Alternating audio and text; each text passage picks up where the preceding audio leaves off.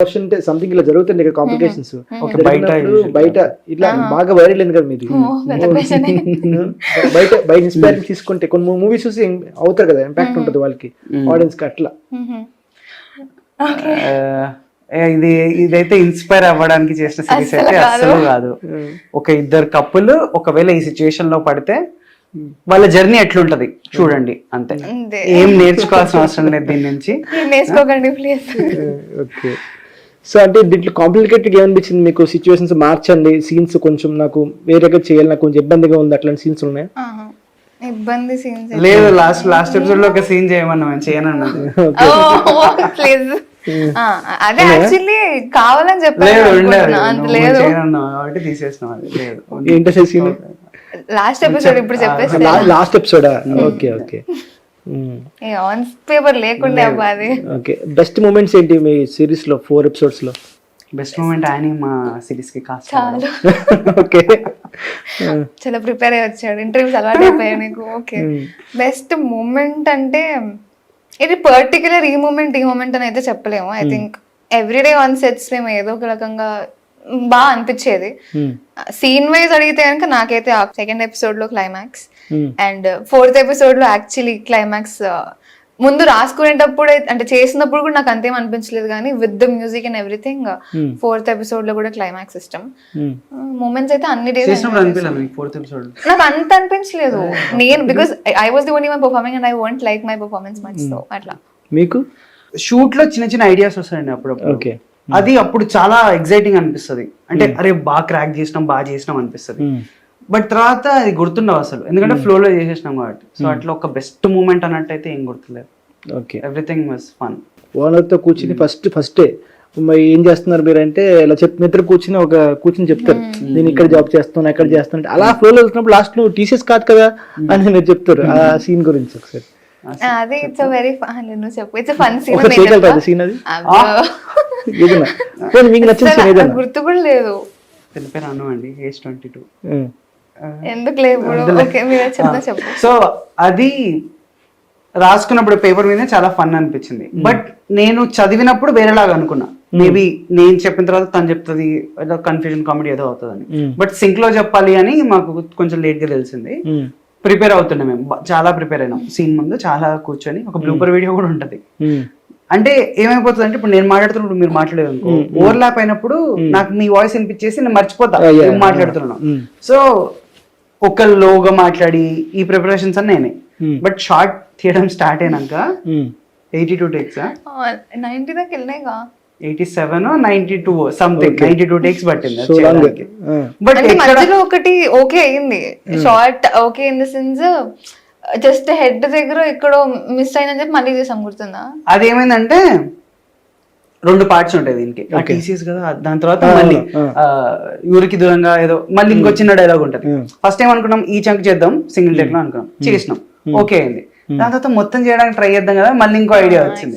దాని తర్వాత ఇది కన్ఫ్యూజన్ లోకి వెళ్ళి మళ్ళీ అది సింక్ లో చెప్పడం, అట్లా మొత్తం 92 టేక్స్ అయింది అది. కానీ అన్ని టేక్స్ అయినా అని ఎప్పుడు అనిపించలేదు, ఎందుకంటే ఇట్ వాస్ డిఓపికి కొంచెం ఇబ్బంది, బికాస్ ఆయన బెండ్ చేయాలి అంతా. సో ఆయనకు కొంచెం ఉండుంటది, ఇబ్బంది పడి ఉంటారు. కానీ మాకైతే ఇట్ వాస్ ఫన్. సో ఎక్కడ లొకేషన్స్ చేశారు ఇదంతా? సేమ్ ప్లేసెస్ అన్ని? ఇది వచ్చేసి ఇప్పుడు మేము రెంట్ ఉన్న ఇల్లు వచ్చేసి మా ఇల్లు. ఓకే, మీ సొంత ఇల్లు? మా సొంత ఇల్లు. ఓకే. మా సొంత ఇంట్లో పైన చేసినాం, కింద మా ఇల్లే ఓనర్ ఉండేది. సో అది ఇంకా మిగతావి సైనిక్ పురిలో కొన్ని. సో అంటే నెక్స్ట్ ప్రాజెక్ట్స్ ఏమున్నాయి? నావి మోస్ట్లీ డిస్కషన్స్ లో ఉన్నాయి, కొన్ని వస్తున్నాయి. బట్ యా కరెక్ట్ చూసుకునేది సిరీస్ ఉంది, చూడాలి. ఏం కాంక్రీట్ గా అయితే ఏం అవ్వలేదు ఇంకా. ఓకే.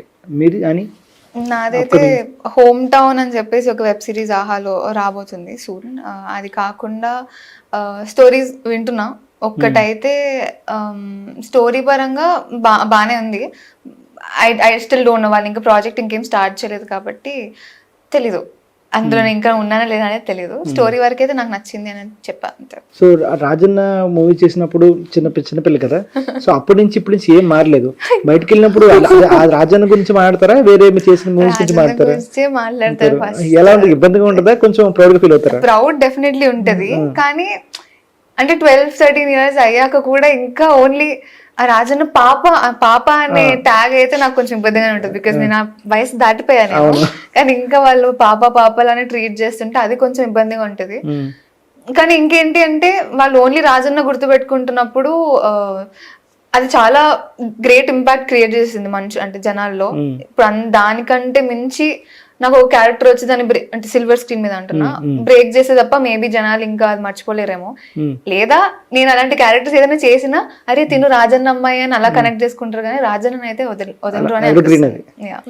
మేము కాస్ట్ చేసేటప్పుడు అదే అనుకున్నాం, అది 2 years బ్యాక్ నుంచి ఉంది కాబట్టి ఓకే మేము ఈవెన్ ఇంకా చిన్నపిల్లలాగానే చూస్తారేమో జనాలు, ఆమె పక్కన నేను ఎట్లా చేయాలి, యాక్సెప్ట్ చేస్తారా చేయరా, ఈ క్వశ్చన్లు అయితే ఉండే. అందుకే కొన్ని నెగటివ్ కామెంట్స్ ఇందాక మీరు నెగటివ్ అన్నారు కదా, ఇది కూడా ఉండే ఒక పాయింట్. ఈ అమ్మాయి ఇంకా చిన్నపిల్లలానే అది కొంచెం ఓకే అనిపిస్తుంది. ప్లస్ ఈమెన్ చాలా ఓన్ చేసుకొని ఈమె కనెక్ట్ అయిన వాళ్ళు ఉంటారు కదా, ఆమె పక్కన నేను నచ్చకపోవడం అట్లా కామెంట్స్ ఉండడం. సో క్యూట్ గా ఉంటారు కదా. గుడ్ పేరు మీరు ఇద్దరు, చాలా బాగున్నారు ఇద్దరు. కొందరికి అదే అందరికి నచ్చదు, కొందరికి మేబీ అట్లా అవి చూసి ఇగ్నోర్ చేయాలి లేకపోతే నేర్చుకోవాలని. సో అంటే ఇంట్లో ఎలా ఒప్పుకున్నారా ఇట్లాంటి క్యారెక్టర్, సంథింగ్ ప్రెగ్నెంట్ క్యారెక్టర్ అంటే వెయిటేజ్ ఉన్న క్యారెక్టర్? అంటే వాళ్ళకి ఇలా ఇబ్బంది అని ఏమి అనిపించలేదు. They saw it as a character only and they pretty happy. అంటే ఇందులో అంటే ఈమె చేయకూడదు అన్న టైప్ సీన్స్ కూడా ఏమి ఉండవు, సో ఇబ్బంది అయితే ఏం లేదు. కానీ కొన్ని సెన్సిటివ్ టాపిక్స్ కూడా మాట్లాడతారు మీరు. సో డాక్టర్ మీకు చెప్తుంది మరి వాడారా అట్లా సంథింగ్ చూసే వాళ్ళకి ఇంట్లో అక్కడ మాట్లాడుతూ ఓపెన్ గా మాట్లాడుతున్నా అనుకుంటారు. సో అట్లాంటి రాసుకున్నప్పుడు ఏమైనా అనిపించిందా? రాసుకున్న డాక్టర్ అట్లే మాట్లాడతారు కదా, సో అది మీకు ఆ సిచ్యువేషన్ చూపించేస్తున్నాం అంతే. మేము ఇక్కడ ఇప్పుడు మనం ఈ ఆడియన్స్ చూస్తారు మనం ఇట్లా రాయొద్దు అంటే డాక్టర్ వేరేలాగా మాట్లాడాడు, ఇట్లే మాట్లాడాలి, అది యూజ్ చేసిరా లేదా అని అడగాలి. మేబీ కొంచెం ట్వీక్ చేసినాం, వాడారా అని అట్లా అడగరేమో డైరెక్ట్ గా, బట్ అది ఫన్ క్వశ్చన్ యూజ్ చేయడానికి అంతే. సో అది ఆ కాన్వర్సేషన్ అట్లే ఉండాలి, సో అట్లే పెట్టేస్తాం. పెళ్లి చూపులు సంబంధం వస్తుంది కదా డాక్టర్ సీన్ దగ్గర, అసలు ఆ సీన్ అయితే నేను 4 సార్లు చూసాను. అది మీరు రారు, తిన్న ఎక్కడ హ్యాండిల్ చేయాలి, చూస్తే సంథింగ్ ఫోన్ లో చూపించమంటారు ఆ సీన్ ఒకసారి. సీనా అది మహేందర్ మీకు తెలిసి ఉంటుంది, 30/21 చేసిండు. చాలా మంచి యాక్టర్, ఇట్లా ఫన్ సీన్స్. సో దీంట్లో మేము కొంచెం డిఫరెంట్ గా చూపిద్దాం అనుకున్నాం, అందుకే ఆ లుక్ చేంజ్ చేసి చేపించి పర్ఫార్మెన్స్ వైజ్ కూడా కొంచెం సటిల్ గా వెళ్ళి. సో మీకు అప్పటి వరకు అంత బిల్డ్ చేసి ఇంత కోరిక కానీ ఇంత హోప్స్ పెంచుకున్నాడు ఒక అమ్మాయి మీద, అప్పుడే బ్రేక్ చేయడం చాలా ఫన్ సీన్ అనిపించింది. అండ్ ఇంకా పాండుతో పాండు అంటున్నాం ఎందుకంటే అట్లా పడిపోయింది ఒక వెబ్ సిరీస్ లో ఆయన క్యారెక్టర్ పేరు పాండు, సో అట్లా పడిపోయింది నాకు. సో మహేందర్ ఆ సీన్ లో ఎక్స్ప్రెషన్స్ కానీ అన్ని ఇట్ వాస్ వెరీ ఫనీ, అంటే బాగుండే ఆ సీన్ చేయడం, చాలా ఎంజాయ్ చేసిండే. తర్వాత మీరు దాంట్లో వస్తారు, వచ్చినప్పుడు మీ మదర్ అతనితో మాట్లాడకుండా మీ మదర్ తో మాట్లాడతారు. నాకు అర్థం కాలేదు, తనతో అక్కడ షాక్ అయిన తన అయితే మీ మదర్ ఫోన్ చేస్తారంటే చెప్పి. తను షాక్ అవడానికి రీజన్ బేసికలీ నాకు తెలియకుండానే వీళ్ళు పెట్టేశారు కదా మ్యాట్రిమోనీలో. సో ఆబ్వియస్లీ నాకు అగ్రెషన్ ఏదైనా ఉంటే ఫ్రస్ట్రేషన్ అంతా నేను వాళ్ళకి కాల్ చేసి తీసుకుంటా కాబట్టి అలా వెంటనే అంటే ఇన్ జనరల్ గా కొంతమంది పేరెంట్స్ చేసేస్తూ ఉంటారు వచ్చేసరికి, ఓకే మ్యాట్రిమోనీలో పెట్టేద్దాము ఇప్పుడు నుంచి చూస్తేనే అప్పుడు మంచి అబ్బాయి దొరుకుతాడు అనేది క్యాజువల్ గా మన నార్మల్ లైఫ్ లో కూడా అవుతూ ఉంటది. సో అదే జరిగింది. ఆబ్వియస్లీ అంటే వీళ్ళు ఉన్న సిచ్యువేషన్ ఒక టిపికల్ సిచ్యువేషన్ లో ఉన్నారు అంటే తెలియకుండా వీళ్ళ మమ్మీ అలా ఫిక్స్ చేసేసరికి ఈమె ఫ్రస్ట్రేషన్ లో అలా ఏదో చెప్పాను. ప్లస్ ఈమె ఇండైరెక్ట్ గా కౌంటర్ లేదు, డాక్టర్ సంబంధం ఏంటంటే నాకు నచ్చలేదు అబ్బాయి, బాలేడు అసలు బాలేడు, ఇవన్నీ వస్తే ఆయన ఎక్స్ప్రెషన్ మళ్ళీ ఆ రింగ్ ముందు చూపిస్తుంది, ఆ రింగ్ పడేయడం, పేపర్ లైటర్, ఇవన్నీ ఆయన అంటే వాళ్ళ మమ్మీతో మాట్లాడుతుంది బట్ ఈ క్యారెక్టర్ గురించి కూడా మాట్లాడుతుంది, ఆ రియాక్షన్స్ అన్ని రైటింగ్ బాగుంటది ఆ సీన్. ఓకే, ఇంకోటి మీ ఓనర్ తో మీకు సార్ట్ అవుట్ చేస్తారు ప్రాబ్లం, ఎంతో బ్రేకప్ అయినప్పుడు సంథింగ్ చెప్తారు స్టోరీ గురించి, బ్యాకప్ స్టోరీ. సో ఆ సీన్ అక్కడ చాలా బాగుంటుంది. ఆ సీన్ అసలు శ్రీలత అనుకుంటా, అదే ఓనర్ తో అసలు ఏముండదు ఆ సీన్ లో. ఆమె అసలు కామెడీకి కామెడీ, ఎక్కడ ఈమె పిజ్జా తీసుకోవడానికి వచ్చినప్పుడు ఒకలాగా నవ్వుతుంది, అసలు చాలా బాగా చేస్తారు ఆమె. అదే అనుకుంటే మళ్ళీ ఇక్కడ ఎమోషనల్ చేయాలి, ఆ స్టోరీ చెప్పి బేసిక్ గా మమ్మల్ని చూసింది కొట్లాడుకోవడం, సో ఆ స్టోరీ చెప్పి బేసిక్ గా మమ్మల్ని చెప్పాలి కొట్లాడుకోకుండా ఉండంటారా మాట్లాడుకోండి అని చెప్పాలి. సో ఆ ఎమోషనల్ సీన్ సింగిల్ టేక్ ఉంటుంది, మీరు చూస్తే ఇట్లా కెమెరా జూమ్ ఇన్ అవుతుంటది, తను మాట్లాడుతుంటది. అట్లా ఫ్లాష్ బ్యాక్ లోకి వెళ్ళి చెప్పి అంత గుర్తు తెచ్చుకొని మళ్ళీ దాని నుంచి బయటికి వచ్చి కొంచెం ఎమోషనల్ ఫీల్ అయ్యి అసలు ఎక్సలెంట్. నిజంగా సీన్ అది. ఎందుకంటే ఆ ఏజ్ లో నేను ఇంతవరకు చూసిన వాళ్ళలో మోస్ట్లీ క్యూస్ అడుగుతారు, చెప్పండి ఇంకో అంటారు దాన్ని క్యూస్ కాకుండా ప్రాంప్ట్ అడుగుతారు. ఆమె అసలు ఒక్కసారి కూడా ప్రాంప్టింగ్ తీసుకోవాలి. నాటక్ లో కూడా కూర్చొని మొత్తం చెప్పింది ఆ రియాక్షన్స్ కోసం. చాలా ఓపిక ఆవిడకి, ఇంకెలా చేయొచ్చు చెప్పు నాన్న, నువ్వు వాళ్ళ మొహమాటం ఏం పడకు, అది ఇది అని చాలా కంఫర్టింగ్ గా కూడా ఉంటారు ఆవిడ. సో చాలా ఓపిక. ప్లస్ ఇదంతా అయిపోయిన తర్వాత ఎమోషనల్ కాదు నాన్న, నాకు కామెడీ చేయాలని ఉంది అని వచ్చి కామెడీ అయితే చేయొచ్చు బాగా మాట్లాడు. కామెడీ సీన్ కూడా ఉంటాయి, సీరియస్ చేసి వెంటనే మాట్లాడతారు, అది కూడా బాగా చేస్తారు.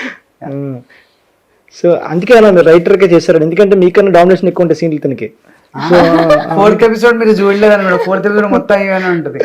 అంటే 3 ఎపిసోడ్స్ లో ఫస్ట్ లో అంటే సో పాయింట్ ఏంటంటే ఇక్కడ నేను సీన్ లో ఉన్న నా ఇంటెన్షన్స్ నా థాట్స్ అన్ని ఓరియంటెడ్ టువర్డ్స్ గురించి. ఈమె 4th ఎపిసోడ్ లో అసలు నా గురించి పట్టించుకోదు, మొత్తం ఆమె గురించే ఉంటది. సో సిరీస్ మోస్ట్లీ ఈమె చుట్టూ తిరుగుతుంది, ఈమె తీసుకున్న డెసిజన్స్, దాని వల్ల నేను ఎట్లా ఎఫెక్ట్ అయినా, ఈమె కోసం నేనేం చేసిన, దాని తర్వాత నేను ఈమె చేసింది ఎట్లా యాక్సెప్ట్ చేసిన. సో డామినెంట్ నేనని అస్సలు అనకండి మీరు, ఈమెనే మొత్తం అంటే అదే ఉంటది, ఈమె క్యారెక్టర్ త్రూవే ఉంటది సిరీస్ అంతా. రూపాలు ఉన్నప్పుడు సంథింగ్ మెడిసిన్ గురించి పెడతారు, మెడిసిన్ అందరు రియాక్ట్ అయిపోతారు, రియాక్ట్ అవ్వకపోతేనే వెంటనే ఇంకో ఆవిడ వచ్చి మీకు చెప్తారు, వెంటనే కాప్ డౌన్ అయ్యి ఫ్లో వెళ్తుంటారు ఆ సీన్. ఇప్పుడు వేరే ఏ సిరీస్ అయినా స్టార్టింగ్ లో ఏమొస్తాయి ఐడియాలు, అబ్బాయి ఎట్లా ఇబ్బంది పడ్డాడు, అబ్బాయి ఇట్లా ఉంటుంది. బట్ ఇది more concentrated towards her character ఉంది కాబట్టి జనాలు ఇంత బాగా చూస్తున్నారు, కొంచెం కొత్తగా చూస్తున్నారని నాకు అనిపిస్తుంది. కమెంట్లు కూడా వచ్చినాయి కొన్ని, అసలు ఎవరు డైరెక్టర్ రైటర్ రైటింగ్ టీమ్ లో అమ్మాయి ఉందో లేదో తెలియదు కానీ ఇంత బాగా ఒక అమ్మాయి క్యారెక్టర్ అర్థం చేసుకొని రాయడం is very nice, thanks for this అని ఎవరో కమెంట్ చూసిండే నేను. సో అట్లా అమ్మాయిలకు చాలా బాగా కనెక్ట్, అమ్మాయిలకని కాదు అదే ఒక డిఫరెంట్ పర్స్పెక్టివ్ ఇది, సో అందుకే వెళ్తుందని నాకు అనిపిస్తుంది. ఆ సీన్ గురించి పెద్ద మంచి. ఓకే, సో అది అంటే గ్రూప్ లో బై మిస్టేక్ వెళ్ళిపోయినప్పుడు ఇన్ జనరల్ గా మనం అలాంటి సిచ్యువేషన్ అయితే ప్యాక్ అయిపోతుంది మనకు లోపల. ఇప్పుడు ఏంటి వాళ్ళ క్వశ్చన్స్ వస్తే తెలిసిపోతుంది ఎక్సెట్రా ఎక్సెట్రా ఇవన్నీ ఉంటాయి. సో అది అలాంటి ఒక సింపుల్ క్యాజువల్ సీన్. అంటే దిశాకి నాకు కనెక్ట్ అవ్వాలి అంటే దాన్ని ఒక ఏమంటారు బ్రిడ్జ్ లాగా తీసుకున్నాం మేము అంతే. సో దాని తర్వాత ఇంకా ఇప్పుడు 4th ఎపిసోడ్ నుంచి మీరు చూసుకుంటే రాగంతో పాటు దిశతో నాకు, రాగంకి తినక ఒకటి ఉంటుంది, సో నాకు దిశతో ఎక్కువ కంటిన్యూ అవుతుంటది అనమాట. సో అలా. అండ్ ఇందాక చెప్పిన పాయింట్ అయితే విమెన్ ఎక్కువ కనెక్ట్ అవుతున్నారు అనేది. 4th ఎపిసోడ్ లో క్లైమాక్స్ తర్వాత చాలా మంది అమ్మాయిలు అంటే నా ఫ్రెండ్స్ కానివ్వండి, లేకపోతే ఇన్స్టాగ్రామ్ లో మనకి రిక్వెస్ట్లు వస్తాయి కదా, అందులో lot of people got connected and they were like నువ్వు ఫీల్ అవుతుంటే ఇక్కడ మేము అలాంటి సిచ్యువేషన్ లో లేకపోయినా వీ కుడ్ ఫీల్ యూ, ఇట్లాంటివి చెప్పారు. అండ్ ఐ థింక్ ఏమో ఆ సీన్ కి ఓకే మేము గెలిచేసాము ఇలాంటి కమెంట్స్ వస్తే అని నేను అయితే ఫీల్ అయ్యాను నేను ఫస్ట్. ఓకే, సో అంటే ఇద్దరు ఎంత క్యూట్ గా చేశారంటే చాలా న్యాచురల్ గా అనిపించింది. సో స్ట్రగుల్ అవ్వడం, ఒక బై స్టెప్ వెళ్ళడం, గ్రాడ్యువల్ గా మీ మనసు మారడం, సో తను మీకు కేరింగ్ చూపించడం అనేది అందరూ బాగా పర్సనల్ కనెక్ట్ అయిపోయారు ఆడియన్స్ కూడా. సో ఎట్లా ఫీల్ అవుతారు ఆ కాంప్లిమెంట్స్ చూసి? వెరీ హ్యాపీ అండి, రియలీ హ్యాపీ. ఫస్ట్ అయితే కాంబినేషన్ సెట్ అవుతుంది అన్న డౌట్ ఉండే మాకు, అట్లీస్ట్ మా ఆఫీస్ లో. దానికి ఒక లుక్ టెస్ట్ చేసిండే, ఆ లుక్ టెస్ట్ కి కొంచెం కాన్ఫిడెన్స్ వచ్చింది. దాని తర్వాత ఎప్పుడైతే సెటిల్ వెళ్ళినామో ఇంకా కొంచెం యానీ చేస్తుంది అన్నప్పుడు ఓకే ఎట్లుంటది, కంఫర్టబుల్ ఉంటామా మనము, కొంచెం ఎక్స్పీరియన్స్డ్ యాక్టర్ కదా ఎట్లుంటది అని కొంచెం డౌట్స్ అన్ని ఉండే. బట్ అసలు లుక్ టెస్ట్ రోజే మొత్తం అన్ని క్లియర్ అయిపోయినాయి. దాని తర్వాత మెల్లగా ఎక్స్ట్రోవర్ట్ బాగా మాట్లాడుతుంది, ఆమెనే కాన్వర్సేషన్ ఇనిషియేట్ చేస్తుంది. నేను అసలు కొంచెం ఓకే ఓకే అన్నట్టుంటా. సో తనట్లు ఉండడం వల్లే చాలా హెల్ప్ అయింది, అండ్ దానివల్లే ఈ కెమిస్ట్రీ వర్కౌట్. ఓకే, చాలా థ్యాంక్ యూ. మీరు చెప్పండి, అందుకే నా గురించి మరి ఎక్కువ చెప్పేస్తున్నాను. అంటే అదే అంటే నేను ఎక్స్ట్రోవర్ట్ ఉండడం వల్ల నాకు అదొక అడ్వాంటేజ్ ఇన్ జనరల్ గా. అంటే ఇంట్రోవర్ట్స్ కొంచెం అది అడ్వాంటేజ్. తను స్టార్టింగ్ లో అంతా కూడా చాలా సైలెంట్ అని కూడా కాదు, కొంచెం షై ఉండేవాడు అనమాట. అంటే ఇప్పుడు అంత ఈజీగా వెళ్ళి మాట్లాడడం కానివ్వండి, లేకపోతే ఫొటోస్ దిగేటప్పుడు అయినా కొంచెం ఇబ్బంది పడుతూ మాకేంటి ఫస్ట్ అయింది ఫోటోషూట్స్. ఫోటోషూట్స్ అయితే చాలా అసలు ఏం పోజ్ చేయాలి అన్నట్టుంటా.